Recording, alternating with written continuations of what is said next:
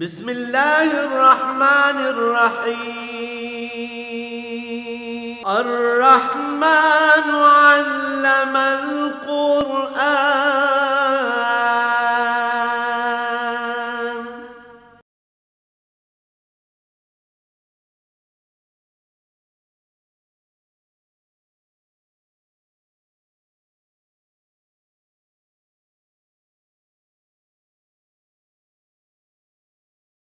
الحمدللہ رب العالمین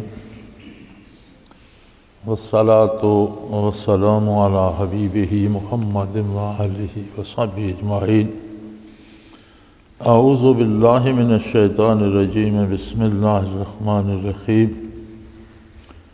هل ينظرون الا ان تأتيهم الملائکۃ او یأتی ربک او یأتی بعض آیات ربک یوم یاتی بعض آیات ربک لا ینفع نفسا ایمانها لم تکن آمنت من قبل او کسبت فی ایمانها خیرا قل انتظروا انا منتظرون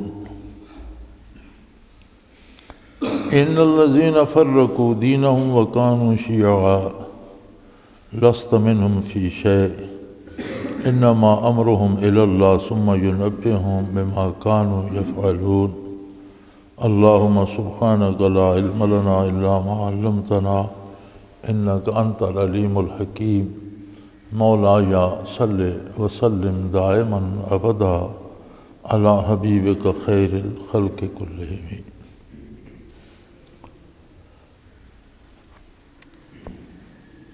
سادہ سادہ محاورہ مفہوم ان آیات مبارکہ کا یہ ہے کہ لوگ کس بات کا انتظار کر رہے ہیں؟ کیا وہ اس بات کے منتظر ہیں کہ ان کے پاس فرشتے نازل ہو جائیں یا اللہ کریم کی بعض دوسری نشانیاں آ جائیں؟ تو جس دن یہ نشانیاں ظاہر ہو جائیں گی تو پھر کسی کو ایمان لانا نفع نہیں دے گا، اس لیے کہ اس نے پہلے ایمان بالغیب تو قبول نہیں کیا اور نہ ایمان پر عمل کر کے کوئی نیکی کمائی۔ تو میرے حبیب نے کہہ دو اگر یہی بات ہے تو انتظار کرو، ہم بھی انتظار کر رہے ہیں۔ یقیناً جن لوگوں نے دین میں تفریق کی اور گروہ گروہ ہو گئے، آپ کا ان سے کوئی ناتا رشتہ نہیں ہے،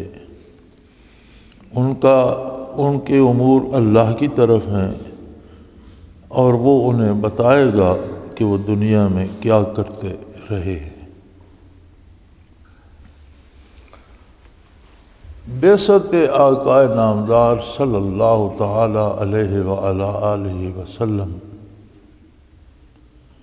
اتنا عظیم کام ہے، اتنی بڑی رحمت الہی ہے، اتنی بڑی دعوت ہے، اتنی بڑی دلیل ہے عظمت باری کی کہ نہ اس سے پہلے اتنی بڑی دلیل نازل ہوئی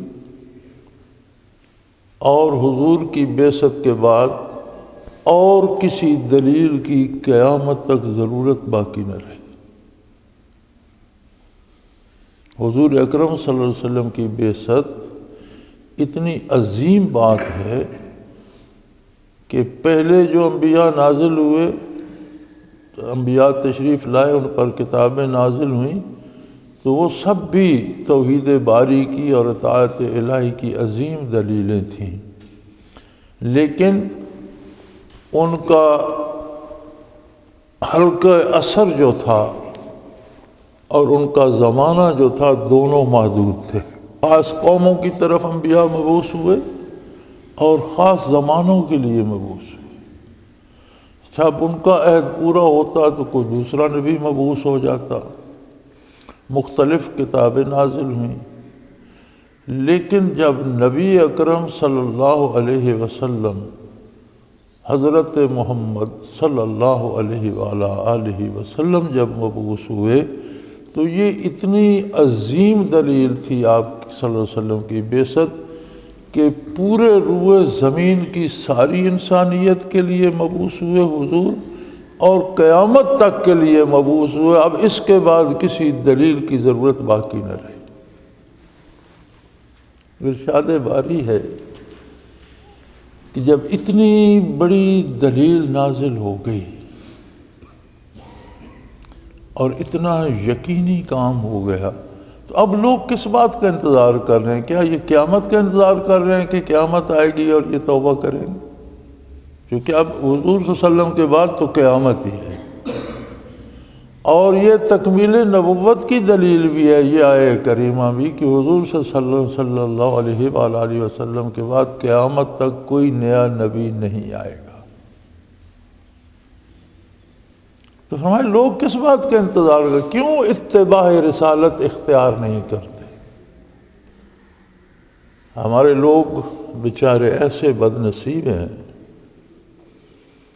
کہ یہ ٹی وی والے دکھاتے رہتے ہیں، فلموں والے دکھاتے رہتے ہیں عورتوں کے طرح طرح کے نئے لباس، تو غریب گھروں کی بچیاں بھی ویسے لباس بنانا شروع کر دیتی.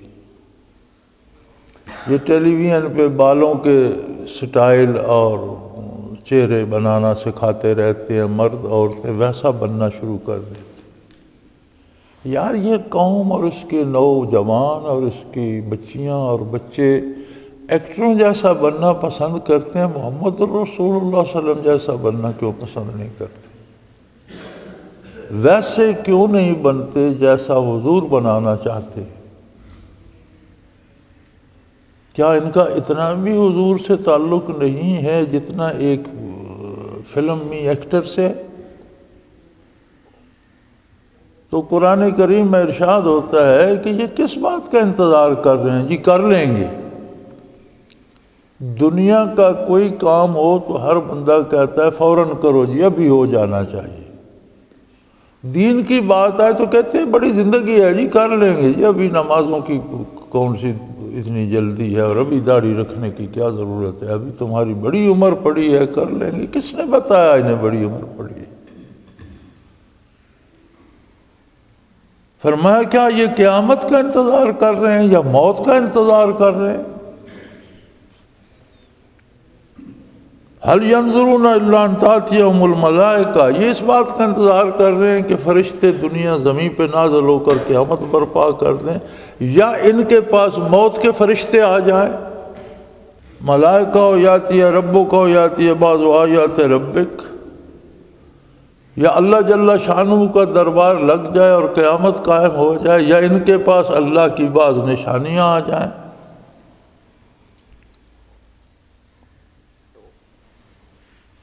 تو موت کے وقت سب کو کشف ہو جاتا ہے، حجاب اٹھ جاتا ہے، فرشتے نظر آنے لگتے ہیں، بلکہ کفار کو بھی نظر آتے ہیں. مومن تو مومن، کفار کو بھی نظر آتے ہیں. اور قرآن کریم میں یضربون وجوہہم وادبارہم، کافروں کے منہوں پہ مارتے ہیں، ان کی پیٹھوں پہ مارتے ہیں، ان سے باتیں کرتے ہیں. فیما کنتم، کہاں عمر ضائع کر دی، تم ایمان نہیں لائے، تم نے اتباع پیغمبر نہیں کیا، اللہ کی اطاعت نہیں، کیا کرتے رہے؟ فیما کنتم، کہاں رہے ہو؟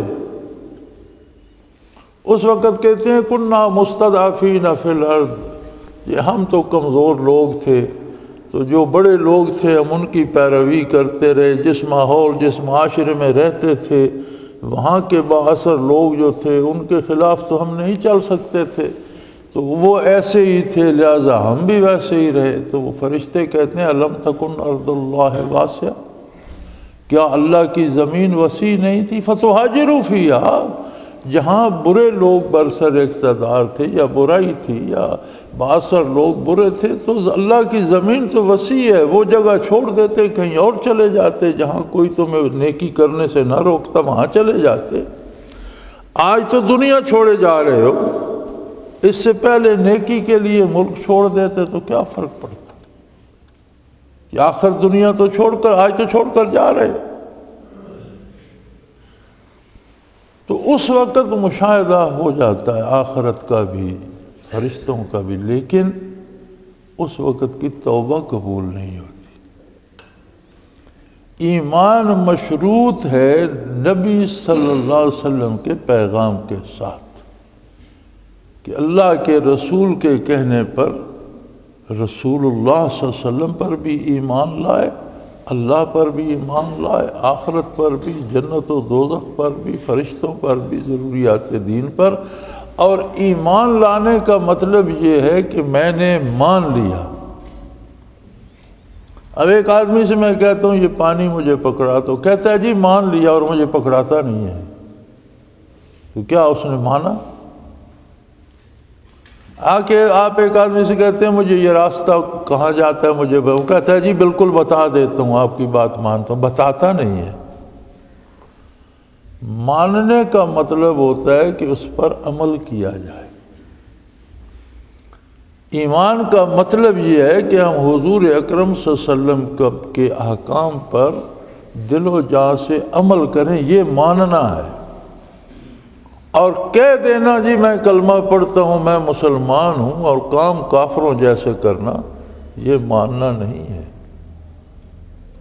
کچھ تو بدبخت ایسے ہیں جنہوں نے کفر اختیار کیا، مانا ہی نہیں، لیکن کچھ ماننے والے بھی ایسے ہیں جو زبانی مانتے ہیں اور عملاً نہیں مانتے۔ تو یہ زبانی کہنا دعویٰ ہوتا ہے، میں مسلمان ہوں، یہ دعویٰ ہے۔ ہر دعویٰ اپنے گواہوں کے ساتھ، دلائل کے ساتھ ثابت ہوتا ہے۔ اس پر دلیل ہے ہمارے اعمال، جو ہم کرتے ہیں، یہ ہمارے دعوے کی دلیل ہے کہ کوئی ہمیں دیکھے تو وہ کہے یہ مسلمان ہے، یہ وہ کام کر رہا ہے جو صرف مسلمان کرتے ہیں۔ تو فرمایا یہ لوگ کس انتظار میں ہیں؟ یہ تو ایسی نعمت ہے کہ سب سے پہلے اس پر دل و جان سے کاربند ہوا جائے۔ لیکن لوگ کہتے ہیں خیر ہے جی ابھی وقت ہے، کر لیں گے۔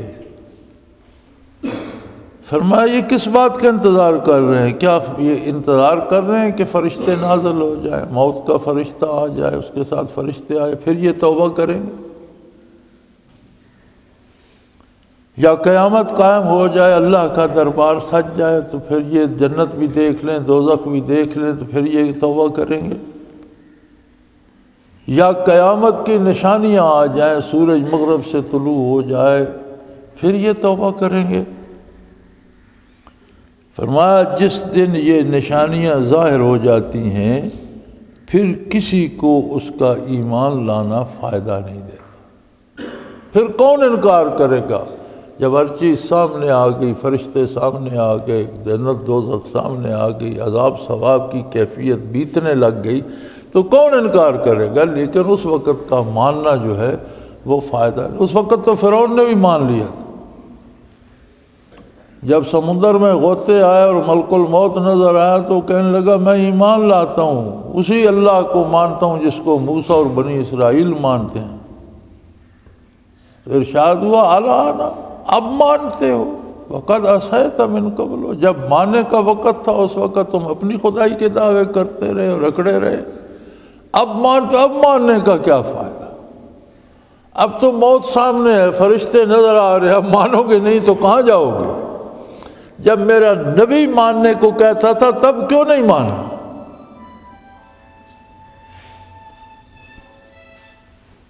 تو ماننا ہے اللہ کے رسول صلی اللہ علیہ وآلہ وسلم کی دعوت پر یقین کرنا، تہہ دل سے یقین کرنا، ایسا یقین کرنا کہ پھر وہ زندگی کا لاہ عمل بن جائے۔ ورنہ جب موت آ جائے گی، آخرت واضح ہو جائے گی، اور علماء کرام فرماتے ہیں اللہ بڑا کریم ہے، یہ جو منع کر دیا کہ جب فرشتے منکشف ہو جائیں، برزخ منکشف ہو جائے، آخرت کی کیفیت آ جائے، تو کافر کی توبہ قبول نہیں ہوتی۔ لیکن علماء فرماتے ہیں کہ مومن اس وقت بھی اگر توبہ کر لے تو اس کی توبہ قبول ہو جائے۔ یہ جو ہمارا کمزور سا ایمان ہے، اتنی طاقت اس میں بھی ہے، لیکن بڑے عجیب حالات ہوتے ہیں۔ ایک شخص فوت ہو گیا، میرا اس کے ساتھ تعلق تھا۔ اس زمانے میں نیا نیا یہ اتنی سود کی وبا نہیں تھی، بینک تو ہوتے ہی نہیں تھے اس زمانے میں، تو ڈاک خانے والے سود دیتے تھے، لیکن لوگوں کو عادت نہیں تھی۔ اس کے پاس پیسے ہوتے تھے، وہ ڈاک خانے میں سود پہ جمع کراتا تھا۔ میں نے اسے کئی بار کہا کہ یار یہ لعنت کیوں، اچھے آدمی ہو تم، شریف آدمی ہو، اللہ نے تمہیں بہت دے رکھا ہے، نماز روزہ بھی کرتے ہو، تو سود کیوں کھاتے ہو؟ یہ تو تمہیں تباہ کر دے گا۔ کہنے لگا یار میں نہیں کھاتا ہوں، یہ جو ڈاکخانے والے سود دیتے میں غریبوں میں بانٹ دیتا ہوں۔ میں نے کہا یہ کون سی نیکی ہے؟ تم اپنے گھر بکرے کا گوشت لے جاؤ، غریب کو کتا مار کر دے دو کہ یہ بھی گوشت کھا لے، تو یہ کون سی نیکی ہے؟ حرام حرام ہے، خود کھانا بھی حرام ہے، غریب کو کھلانا بھی حرام ہے، حرام کھلانا کون سی نیکی ہے؟ تو ایک حکیم صاحب ہوا کرتے تھے، وہ بھی اب فوت ہو گئے، تو میں کہیں پردیس تھا، یہاں نہیں تھا، پیچھے سے وہ فوت ہو گئے، بعد میں آیا فاتحہ کے لیے گیا۔ وہ حکیم صاحب ایک دن مجھے مل گئے، تو میں نے پوچھا یار جب فلاں آدمی فوت ہوا تو میں نے سنا تم وہاں تھے؟ ہاں۔ اس نے کہا مجھے بلا کر لے گئے تھے، اسے سخت تکلیف تھی اور اندر کہیں درد تھا، سینے میں تھا یا کہیں پیٹ میں تھا، سخت درد تھا اور بڑے زور زور سے ہائے ہائے کرتا تھا۔ تو میں نے دیکھا تو میں سمجھا کہ یہ بچے گا تو نہیں، تو وہ بڑے زور سے ہائے کرتا تھا۔ تو میں نے اسے کہا کہ اب تمہارا آخری وقت ہے، ہائے نہ کرو، توبہ کرو۔ تو بڑے دکھ سے کہنے لگا کہ جی تو چاہتا ہے کہ توبہ کروں، لیکن منہ سے نہیں نکلتا۔ میرا دل چاہتا ہے کہ میں توبہ کروں، لیکن منہ سے نکلتا نہیں۔ تو میرے بھائی اس انتظار میں رہنا کہ موت آئے گی، تو شاید موت آنے تک کس قسم کے گناہ ہم کر چکے ہوں کہ توبہ کی توفیق ہی نہ سلب ہو جائے۔ یہ بعض جرائم ایسے ہوتے ہیں کہ جن کی وجہ سے توبہ کی توفیق ہی سلب ہو جاتی ہے۔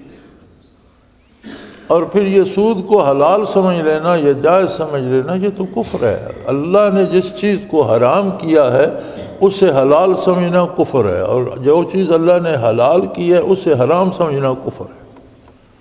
حلال کو حرام نہ مانا جائے، اگر کوئی حرام کھاتا ہے تو حرام مان کر کھائے، یہ تو جانے کہ میں حرام کھا رہا ہوں، تو توبہ کی توفیق ہو جاتی ہے۔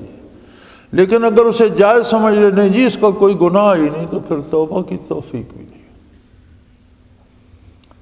کسی حرام کو حلال سمجھنا یا گناہ کو ثواب سمجھنا، یہ اتنا بڑا ظلم ہے کہ توبہ کی توفیق سلب ہو جاتی ہے۔ میں نے تو اپنا تجربہ عرض کیا کہ مجھے بڑی کھٹ تھی، تعلق بھی تھا، تو مجھے بڑی کھٹ تھی کہ یار یہ کیا، اس کا انجام کیا ہوا۔ تو اس نے حکیم نے مجھے بتایا کہ میں نے کہا کہ اب توبہ کرو، ہائے ہائے نہ کرو۔ تو بڑے دکھ سے اس نے کہا کہ دل چاہتا ہے لیکن منہ سے ادا نہیں ہوتا، توبہ کر نہیں سکتا۔ تو فرمایا لوگ کس بات کا انتظار کر رہے ہیں؟ کیوں میرے نبی کا دامن نہیں تھامتے؟ کیوں حضور کا اتباع نہیں کرتے؟ کیوں میری بارگاہ میں سجدہ ریز نہیں ہوتے؟ کیوں حلال نہیں کھاتے؟ حرام کو چھوڑ کیوں نہیں دیتے؟ ہر ایک نے وہی دانہ کھانا ہے جو اس کے حصے کا ہے، اور وہی قطرہ آب پینا ہے جو اس کے اپنے حصے کا ہے، باقی چھوڑ کے چلا جائے گا۔ ایسے جمع کر کے کیا کریں گے ناجائز ذرائع سے؟ حلال ذرائع سے اللہ رزق دے اس کا احسان ہے، لیکن حرام رزق اور سود اور چوری اور ڈاکہ اور رشوت اور بے ایمانی، یہ کہاں جائیں گے پیسے لے کر جن لوگوں نے حاجیوں تک کو لوٹ لیا؟ یہ کیسے بے دینی آ گئی ہے کہ لوگ مدد کرتے تھے مسلمان حاجیوں کی، تو اب حکومتوں نے حاجیوں کو بھی لوٹنا شروع کر دیا، حد ہو گئی۔ تو پھر کون سا شعبہ لوٹ مار سے بچے؟ فرمایا یہ کس بات کے منتظر ہے کہ اللہ کے فرشتے آ جائیں، موت آ جائے یا قیامت آ جائے یا بارگاہ الہی سج جائے یا قیامت کی نشانیاں آ جائیں، سورج مغرب سے طلوع ہونا شروع ہو جائے، پھر یہ ایمان لائیں گے، فرمایا اس وقت انہیں ایمان کی نہ توفیق ہوگی نہ اس وقت کا ایمان قبول ہوگا۔ اور اس وقت کہا جائے گا لم تکن آمنت من قبل، تو نے وقت پر ایمان قبول نہیں کیوں نہیں کیا؟ زندگی میں ایمان کیوں نہیں قبول کیا؟ اور قبول کرنے کا مطلب یہ ہے او کسبت فی ایمانہا خیرا، ایمان کے مطابق نیک عمل کیوں نہیں کیے؟ یعنی ایمان صرف یہ کہنے کا نام نہیں ہے کہ میں نے مان لیا، بلکہ وہ کام کرنے کا نام ہے جو کرنے کا شریعت حکم دیتی ہے، اور ان کاموں سے بچنے کا نام ہے جن سے شریعت روکتی ہے۔ تو میرے حبیب ان سے کہیے کہ اگر یہی بات ہے اور تم نے میری بات پہ یقین نہیں کرنا تو پھر انجام کا انتظار کرو، قل انتظروا انا منتظرون، ہم بھی اس وقت کا انتظار کر رہے ہیں جب آخرت آئے گی، موت آئے گی، قیامت آئے گی، اللہ کریم انشاءاللہ ہمیں اپنے انعامات سے، اپنی رحمت سے، اپنے کرم سے نوازے گا، اور تم جو ایمان نہیں لا رہے ہو تم بھی اپنے اعمال کا نتیجہ پالو۔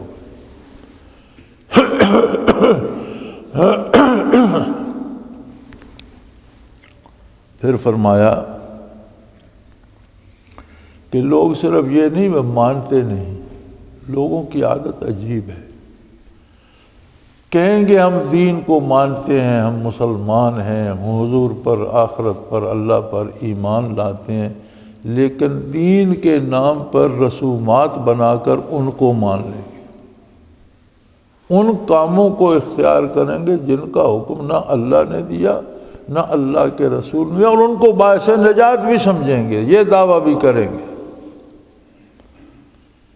فرمایا ان الذین فرقوا دینہم، ایسے لوگ جنہوں نے دین میں تفریق پیدا کر دی اور لوگوں کو جدا جدا الگ الگ کر دیا، کانوا شیعا، لوگوں کو گروہ الگ الگ کر دیا۔ شیعہ کا معنی لفظی ترجمہ ہے گروہ، عربی کا لفظ ہے، اس کا مطلب ہے جتھا، پارٹی، گروہ۔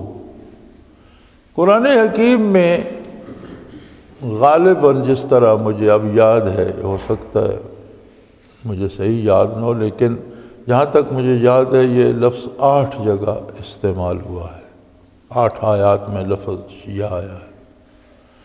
ہر آیت میں لفظی ترجمہ تو اس کا گروہ ہے، لیکن قرآن نے ان گروہوں پہ استعمال کیا ہے جو ہیں تو گمراہ لیکن خود کو حق پر بھی سمجھتے ہیں، یعنی ہیں حق سے دور لیکن ان کا دعویٰ یہ ہے کہ ہم حق پر ہیں، ان گروہوں پر لفظ شیعہ استعمال، جو خود کو انکار کر دیتے ہیں دین کا، ان کو کافر کہا ہے، جو ظاہراً مانتے ہیں اندر سے نہیں مانتے ان کو منافق کہا ہے۔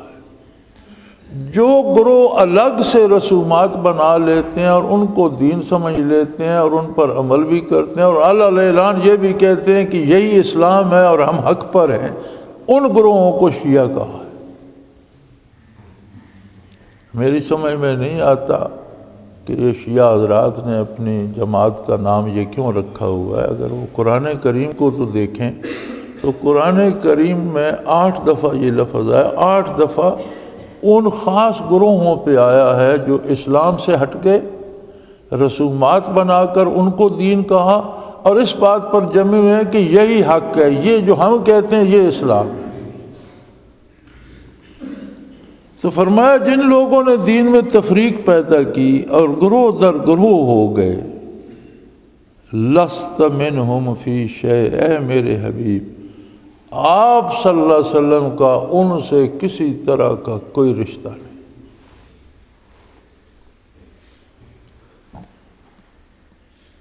اس عالم آب و گل میں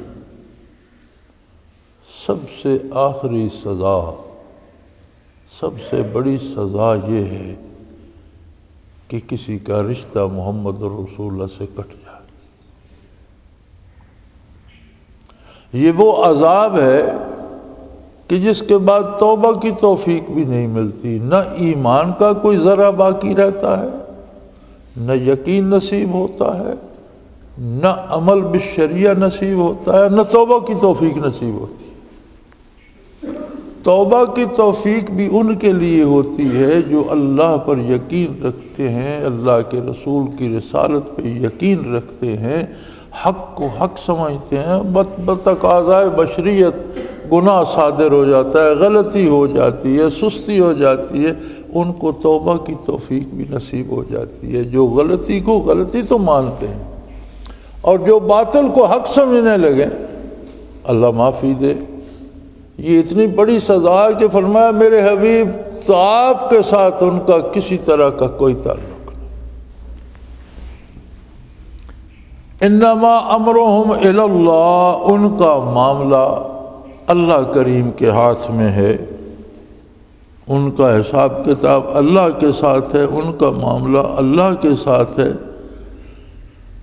ثم ینبئہم بما کانوا یفعلون، ایک وقت آ رہا ہے، ایک وقت ایسا آ رہا ہے کہ لوگ اپنے کرتوت کر کے بے شمار گناہ بھول چکے ہیں۔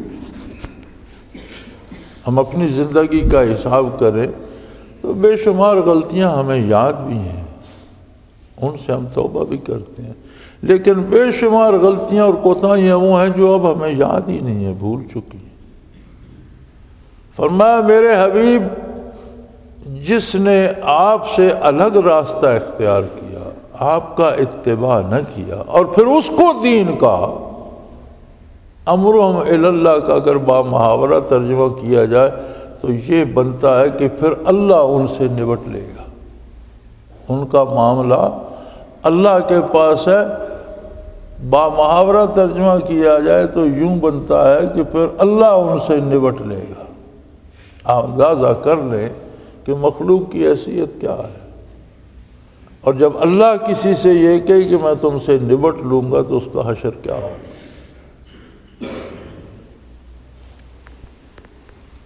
فرمایا یہ تو کر کے بھول جائیں گے، دنیا میں کرتے رہیں گے اور کر کے بھول جائیں گے، لیکن اللہ کریم نے ایک ایک غلطی یاد کرائے گا، ینبئہم، ایک ایک بات بتائے گا، تم نے یہ سوچا، تم نے یہ کہا اور تم نے یہ کیا، بما کانوا یفعلون، جو کچھ یہ کرتے تھے وہ سب، یہ نہیں کہ ان سے پوچھا جائے گا، ان کو بتایا جائے گا، یاد دلایا جائے گا، تم نے یہ بھی کیا، یہ بھی کیا، یہ بھی کیا۔ یہ دو باتیں ہیں، ایک بات تو یہ ہے کہ کوئی کلی طور پر دین کے خلاف احکام جاری کر دے اور کہے یہ اصل دین ہے، یہ تو بہت بڑا ظلم ہو گیا، اور یہ اس طرح کا ہو گیا کہ کافر کے توبہ کرنے کی امید باقی رہتی ہے، ہو سکتا ہے اسے کسی وقت توبہ کی توفیق ہو جائے، لیکن جو اپنی طرف سے کفر وضع کر کے اسے ایمان اور اسلام کہنے پر مصر ہو، اسے تو توبہ کی توفیق بھی نہیں۔ وہ توبہ کب کرے گا؟ جب وہ اسی کو اسلام سمجھتا ہے تو اسلام سے توبہ کرے گا۔ دوسرے درجے میں وہ لوگ آتے ہیں جو ارکان اسلام میں اختلاف نہیں کرتے، اللہ کی توحید، نبی صلی اللہ علیہ وسلم کی رسالت، آخرت، حساب کتاب، قیامت، فرشتے، ضروریات دین میں اختلاف نہیں کرتے، لیکن بعض رسوم بھی عبادت کے نام پہ بنا لیتے ہیں جو حضور علیہ الصلوۃ والسلام یا سلف صالحین سے ثابت نہیں ہے، اس کو کہتے ہیں بدعت۔ یہ تو صریح کفر ہو گیا نا جو پہلا درجہ تھا۔